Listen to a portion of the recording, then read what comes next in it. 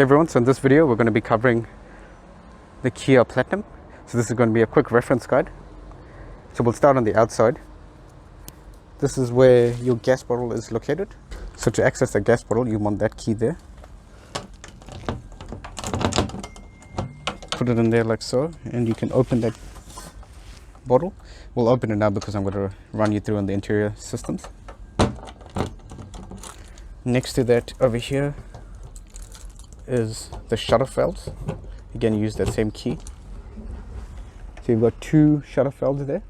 If they're in the horizontal position, they open. One for the gas hot water heater and the other for the gas hob. Here at the bottom is your exhaust vent for the diesel heater. This is your grey water valve. So this is your outlet valve for the grey water system. And you've got a lever down there at the bottom where you just pull it. Always use the authorized dump station to empty your grey and toilet cassette.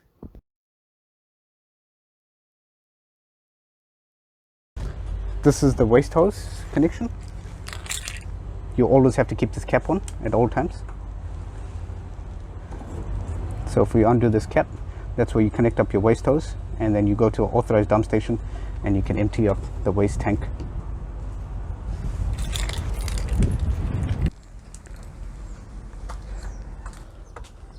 So over here is your toilet. Just push these buttons in and that basically gives you access to the cassette over here. To pull the cassette out, you lift this yellow tab up here and you pull it out. This one is not releasing at the moment because that toilet on the inside is not closed, so that lid inside is not closed, hence the reason why it's not coming out. Toilet lid at the top is not closed. You always want to make sure that's closed to eject this cassette. The flush water is automatic, so it just basically draws it directly from the freshwater tank, so there's nothing to top up here on this one. This is your hot water heater over here. If you've seen any of my other videos, you know that you could just run your hand up and down here, feel for warm air. Feel warm air coming out, you know it's on over here. So this is access to your storage. Push that like so, and that gives you your storage area underneath there. So there's two accesses, one on this side and one on the other side. Your spare wheel is located underneath here. This spare wheel is only suitable for the front of the camper. You've got duals at the back, so if you do get a flat on one of them at the back, the idea is to drive to the nearest tire shop and get that replaced. So this spare wheel is only for the front. Moving on to the front, when you want to wash your windscreen, there's a step up here you can use, just up here. You can stand there and wash the windscreen. It gives you a little bit more access. Your road user charges and everything else is located on this side.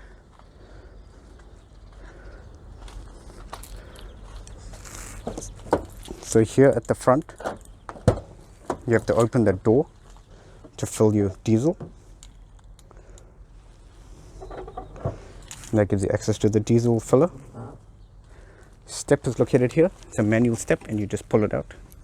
Always make sure to put that back in before driving off. Your hobometer is normally located here at the back, so you just need to refer to that, and your road user charges at the front. Fresh water is filled over here.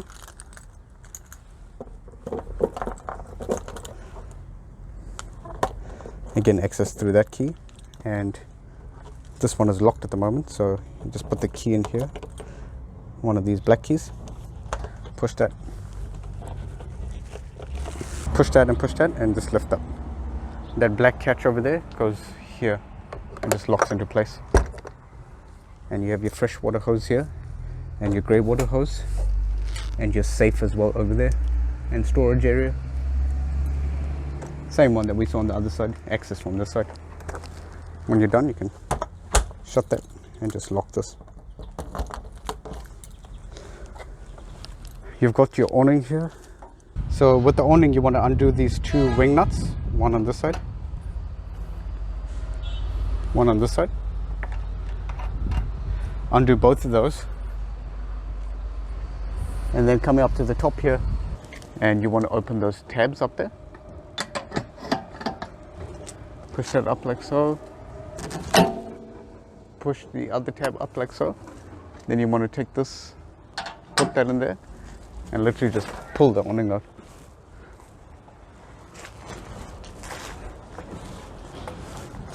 It's a bit hard doing it with one hand and holding the camera, but I'll try my best. So you get the idea. You just keep pulling it until it comes out, and then when you're done with it, you want to slowly, gently push it in. Never put it out on a windy day. It's the safest to leave it closed if the day is not looking good. But on a bright sunny day, you can go ahead, feel free to use it. When you're done with it, lock that tab there.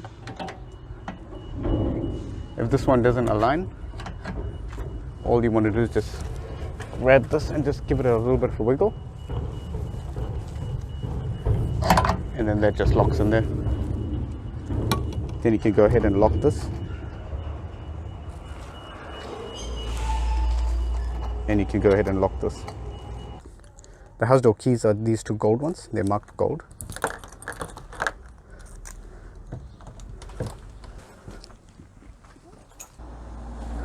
Stepping inside here, cover this cupboard. This is where the dining pole is normally kept. Over here, you store that there. And you can also store all your other necessities in here. And this is where that awning pole is that I mentioned.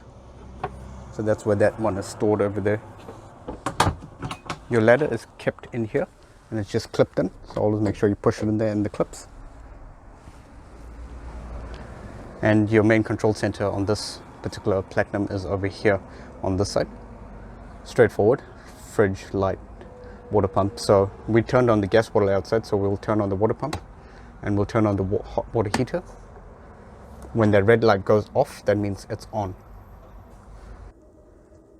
Sometimes if you've left your motorhome for a few months and you're coming to use the water heater and you're not sure if there's air in the line, what I'd suggest is turn on the range hood, come here, and just light one of these up so you can just check and see if there is gas in the line or if your bottle's low. So as you saw there, it went off. So that's a safety feature on these camper stoves. So what you want to do is light it, hold this knob in for about 10 seconds. There's a little safety isolator just up there near the flame. Once that gets warm, then you can let go and then you can adjust the flame. It's just there in case in a worst case scenario, if the wind blows the flame out, that'll prevent gas from escaping and filling up your motorhome. That just cuts the gas supply. So now we know there's gas in the bottle and there's no air in the line. You can shut that off. Now we can see the gas hot water heater is on because that light is dim. If that light comes on as a bright red light, which I'll show you. So if I turn it off, if you see a bright red light, that indicates a fault or it's trying to start.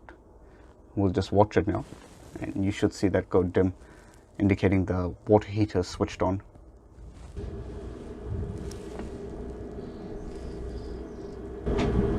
And there you go. I don't know if you heard that noise as well. That click is the relay switching on the igniter. So we'll wait and see. And when that light goes off and it goes to a light red amber, not this bright red, then we know it's on. And now we know it's on. Here's your voltmeter, so you keep an eye on that. If it's got a solar panel at the top, so it keeps it constantly topped up. But if it drops below 11, if it drops below 12, realistically, you can start up the engine so that it charges up the battery. We'll turn on the light switch over here. So this light switch is controlled independently by these three switches. So that's one circuit. Circuit number 2. So you got independent control of the light switches over here. You've got an electric hob here as well, in combination with the gas stove. So we'll turn the range hood switch on over here. That turns that on. Turns that on. So when you're plugged into at a campsite, you don't have to use your gas if you don't want to. You can use that hob switch here. Turn that on, and then you've got the control hob control over here. Otherwise, apart from that, you got your other 3 gas burners. You can just hold down, light it, and keep holding for another 10 seconds. Then you can go ahead and release it. It's just a safety system, so that in case the wind blows out the flame, this whole camper doesn't fill up with gas. It just cuts the gas supply. That little isolator over there has to warm up. And you've got a grill here at the bottom. You light it the same way. Hold it down, hold the ignition and light it.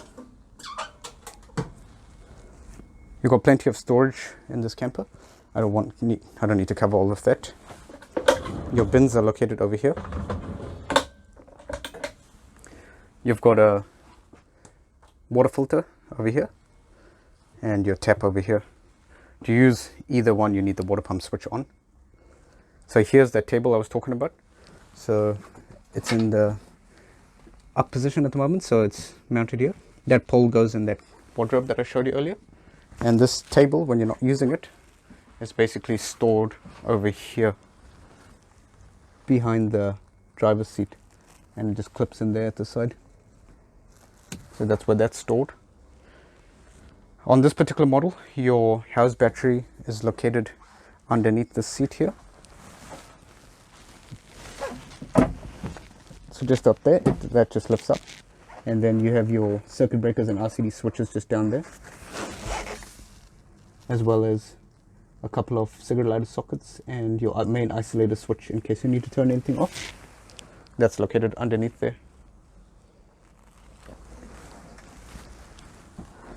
This area here, you can use as storage. You can lift that up again and use as storage. And if you want to convert this area into a bed, straightforward. This dining area, if you don't want this table, what you need to do, if you want to remove it, push this tab in, like so. Push this tab in here, like so. I'll keep this camera down. And you just lift up, and then this comes off. And this table leg here, to fold it, all you do is literally just push this.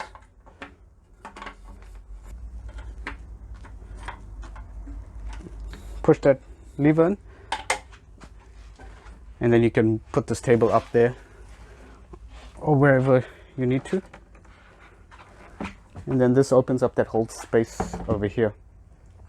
When you want to put this table back, unfold the leg, then see the rail over there, and see these clips, one here, one here. You want to be gentle, and you want to, I'll put the camera there so you can see it. You want to basically gently go like so, and then you want to push this up, and then push this one up here as well. So that one there, just push that up, and that locks the table in place. So that's how you put this table back in there. You basically pull this out here, so that just pulls out on either side.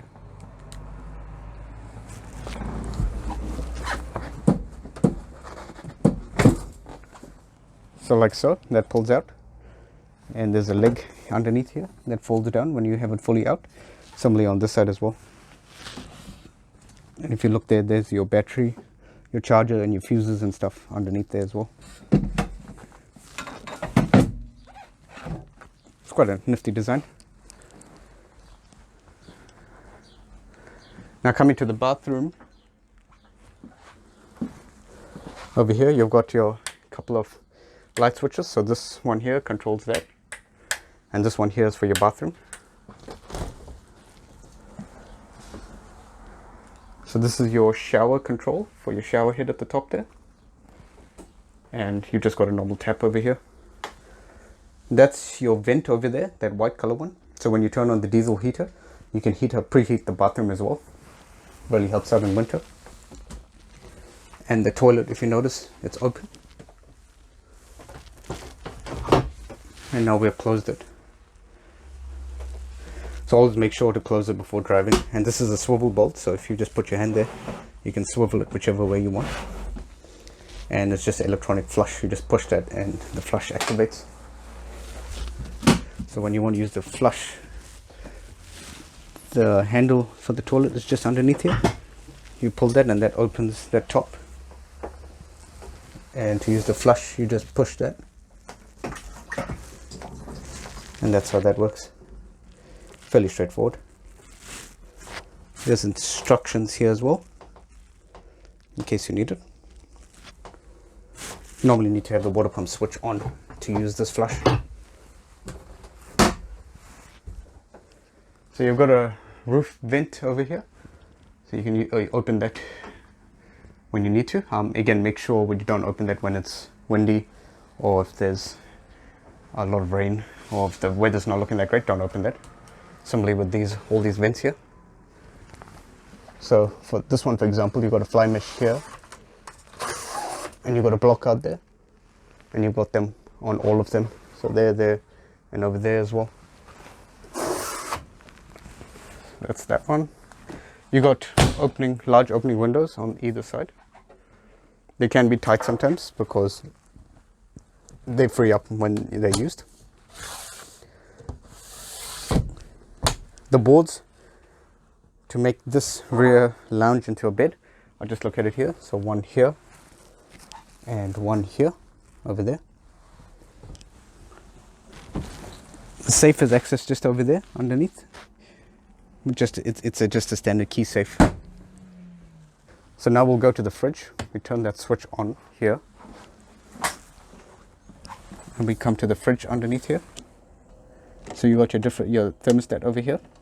Realistically, you can set it to about 4 or 5, and that's usually more than adequate. It'll cycle on and off. You don't really need 7. Your ratings and everything over here. So when you're camping, you want to make sure that this is here in this closed position, and when you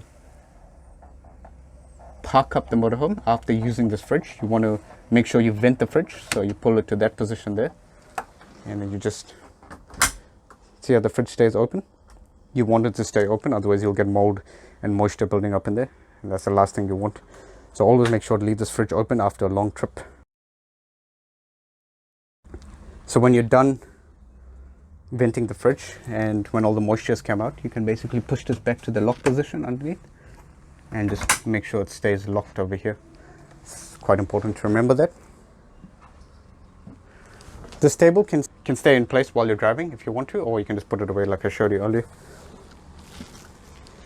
So that diesel heater, it also vents out from here as well.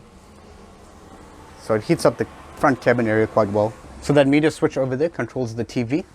This TV pulls out if you need to. So it's just on a swing out bracket, like so.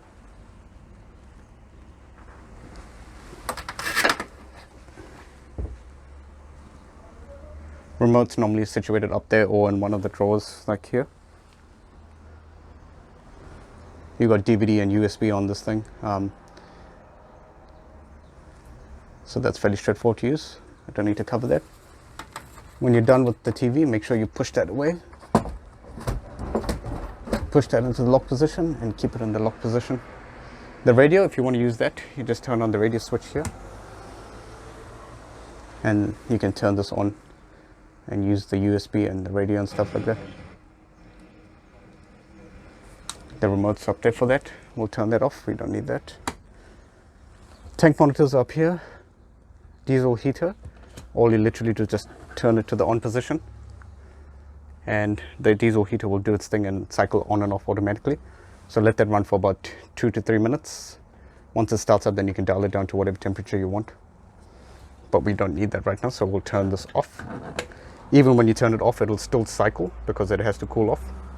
So it'll take about 3 to 4 minutes to go off. When you're driving, you make sure you turn everything off over here. Everything should be off apart from the fridge. The fridge is the only thing that can stay on. Everything else must go off, including the gas bottle. Has to be closed, and that's very important to remember that. Coming to the top area here, you've got a luggage rack here. So when you store things up here, you can put that luggage rack. There's hooks on either side. So there's your hooks there and there at the bottom. Similarly on this side. there at the top and there at the bottom, so you can just put it there. It's just a safety setup. It's just safer to have this luggage rack in place. It's also good if you've got small kids up there and you want to just ensure that they're safe up there. Just put this net up there and yeah, it'll help you out. Apart from that, everything else should be fairly self-explanatory. And the microwave and all the 240 volt outlets, just this one over here, they'll only work when you're plugged into power. So to plug it in, you come on to this side here.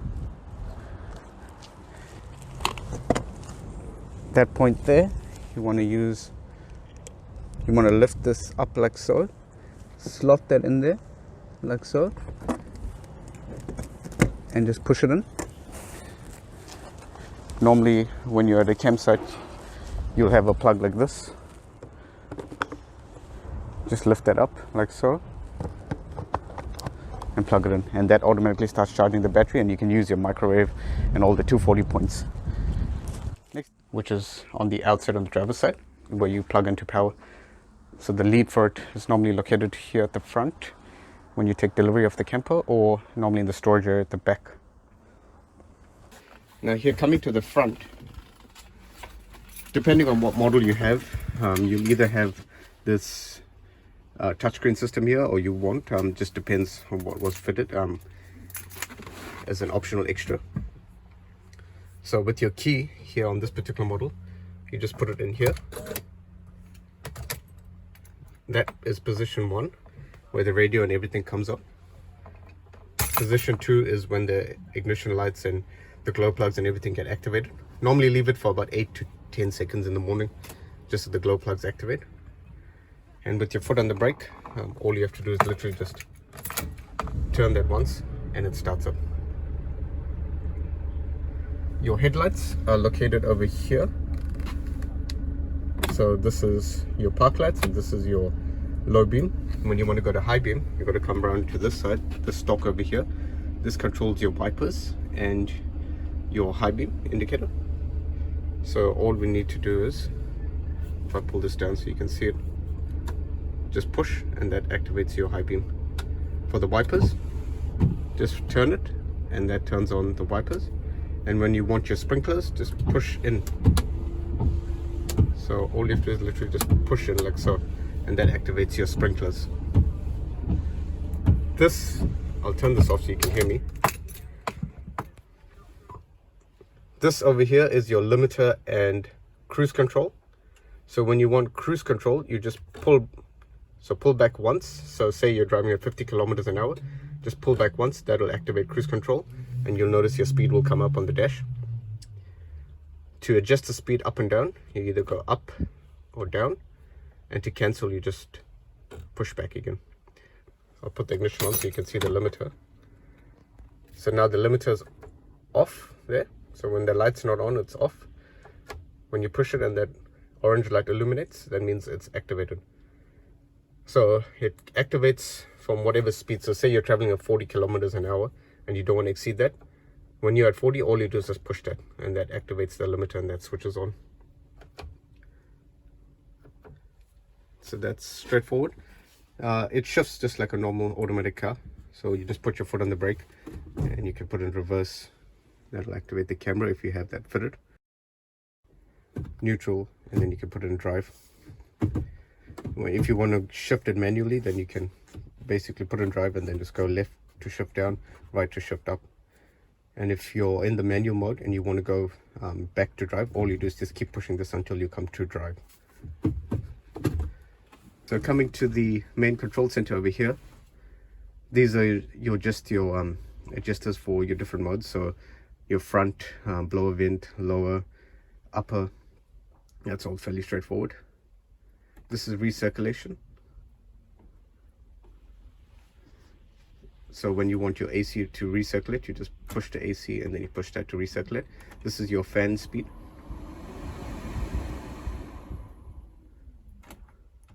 And this is your heater controller over here.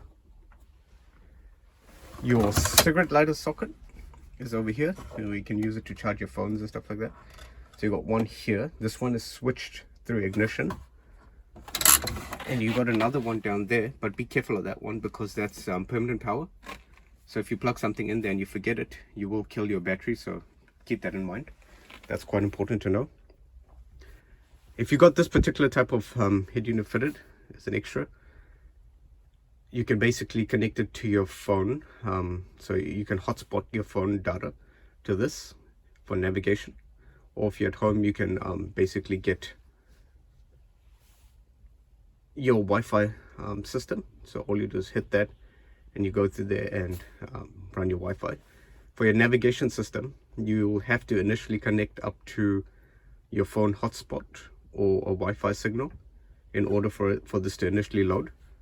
I've got another video on how to download offline maps and stuff like that, but if you've got one of the new latest smartphones, usually the smartphones are a bit quicker than this, but if you didn't want to use the navigation system, all you have to do is connect this up.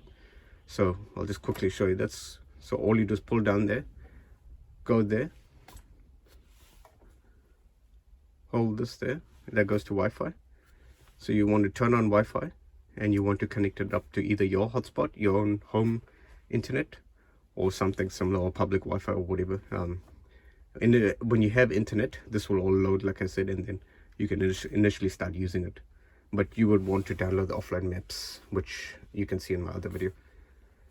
The rest of it is fairly straightforward. You can play around with the Bluetooth and all that. That's quite self-explanatory. Apart from that, there's just the tools in this section here that we have to cover in the front cabin. So just over here, we've got our factory Mercedes tools and hydraulic jack over here. So that's just something to keep in mind. So that's to allow you to access the spare wheel at the back. You need these tools in order to jack up the vehicle safely. So another thing, you've got these buttons over here. It just allows you to scroll through the different settings and stuff. I won't cover all of that in detail. That's not really too important. If you want to go in depth on what all of that is, just refer to the Mercedes manual, which is normally stored in your glove box over there. So that's what that is. Your mirror adjuster is over here. You can only adjust the top bit of your mirrors through here. Your blind spot is manually adjusted, so once you set that, you leave it. It's permanently set. Left and right, straightforward. This is your headlight dip switch. So it allows you to set the angle at which your headlights point on the road.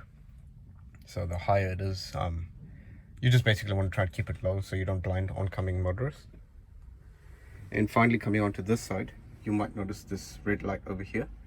That red light is basically when you're plugged into power. If you forget to unplug, that'll emit a loud buzzing noise, just to warn you that you're still plugged into power and that you need to disconnect. Otherwise you'll rip the lead off at the campsite, or if you're plugged in at home or similar. So that basically covers everything here at the front. Like I said, if you have any questions or if you're not sure of anything, just refer to that manual over there. It's quite good. It's very in-depth. It's got a lot of information. That'll simplify a lot of things. And also, one last thing, in case you're curious, this is just a paper clip holder. So you can just put your papers underneath here. You can put your checklist underneath here, so you just make sure that the power leads out, your steps and all your outdoor chairs and stuff like that. It's a nice place to keep it. And as always, I recommend creating a checklist of everything, because you don't want to forget that step. That's very important that you put that step away. Just create a checklist, go through it, step in, gas bottle off, gas water heater off, so on and so forth. All these switches turned off apart from the fridge that can stay on, like I said, as long as you're camping. Just a few things that I would recommend. So I hope this video was of some help to you. This was just a quick reference guide. Any questions, normally you can refer to the Mercedes manual over there, or the Kea Platinum user manual, which will be provided to you on handover. Thanks for watching, everyone. See ya. Also, always take note of where your fire extinguisher is kept. That's quite important. You always want to remember that. So sometimes when you use the freshwater tap over here,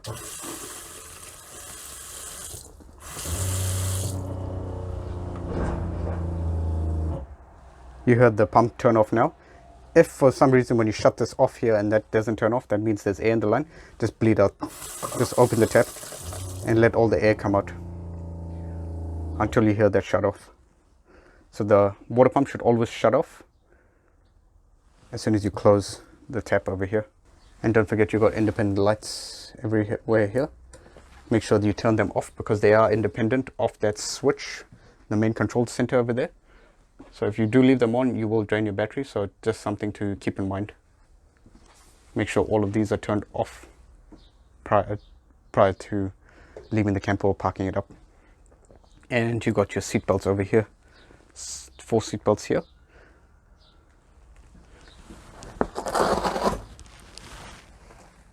And if you need the fixing for child seats, there's the anchor points over there. So you just pull this forward. You've got one anchor point there and another one down there. Something worth noting as well. How to make this area into a bed is explained in the manual, similarly at the back. So just refer to that. And you've got drop down blinds everywhere. Straightforward again.